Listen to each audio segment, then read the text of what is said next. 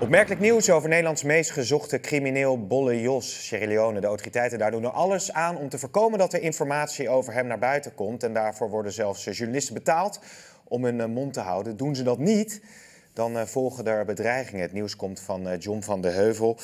John, dat is wel zeer opmerkelijk nieuws. Waarom zou Sierra Leone dit doen? Nou, Sierra Leone zit in ieder geval duidelijk niet te wachten op berichtgeving over 's lands meest gezochte crimineel in Nederland, althans Bolle Jos.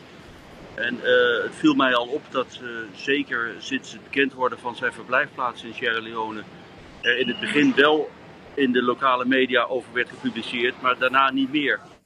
En ik heb de afgelopen weken eigenlijk een aantal keren contact gehad met ondergedoken journalisten vanuit Sierra Leone in andere landen zoals Engeland en de Verenigde Staten. Daar ben ik ook nu. En zij zeggen dat zij dus door de geheime dienst van Sierra Leone zijn benaderd in Sierra Leone om in ruil voor geld in ieder geval er het zwijgen toe te doen. En als dat geld, dat zou dan gaan om bedragen omgerekend rond de €5000. Als dat zwijggeld dan niet werd geaccepteerd, dan werden ze zwaar bedreigd.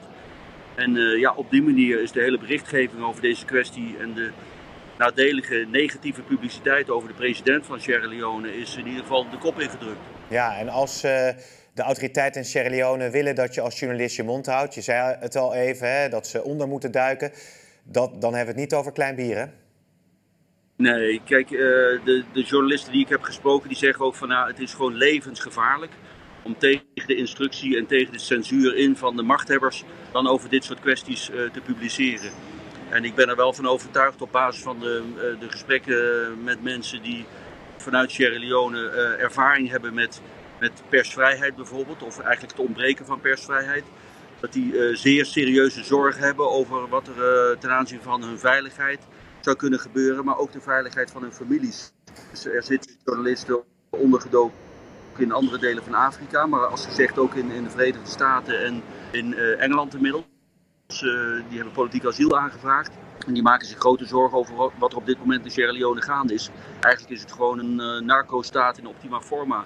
En de president heeft en een aantal andere machthebbers, die hebben gewoon connecties, hele diepgaande connecties met drugscriminelen als Bolle Jos. En dat maakt het werk voor de Nederlandse autoriteiten natuurlijk nog lastiger om hem daadwerkelijk te kunnen pakken en over te leveren en zijn celstraf uit te zitten. Heb jij enig zicht op wat op dit moment de status is als je kijkt naar Nederlandse justitie en ook de pogingen om verder te komen in dit onderzoek?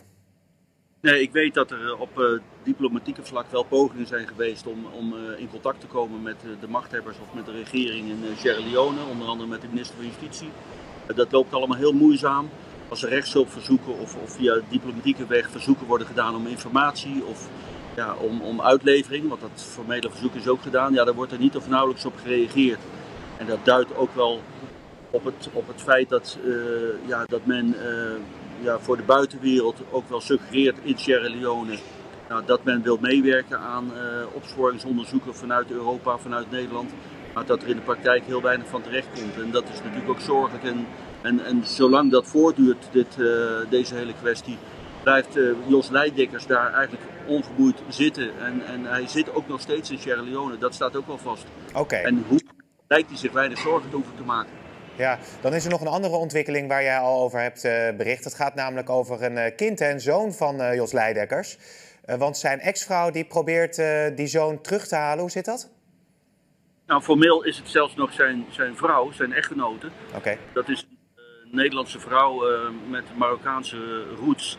En zij heeft 3 kinderen van Jos Leidekkers. En 1 van die kinderen zit in Sierra Leone, dus een zoontje.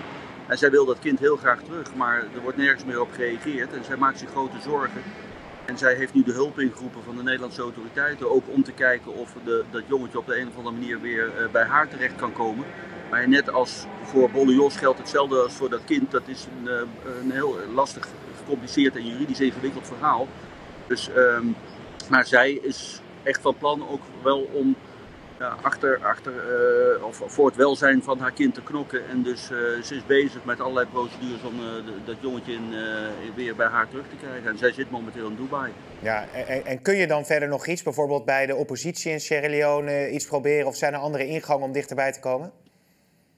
Nou, er is een aantal oppositieleiders leden die echt stevig aan het strijden is weer om van Sierra Leone in ieder geval een staat te maken waar het recht nog enigszins wordt gevolgd.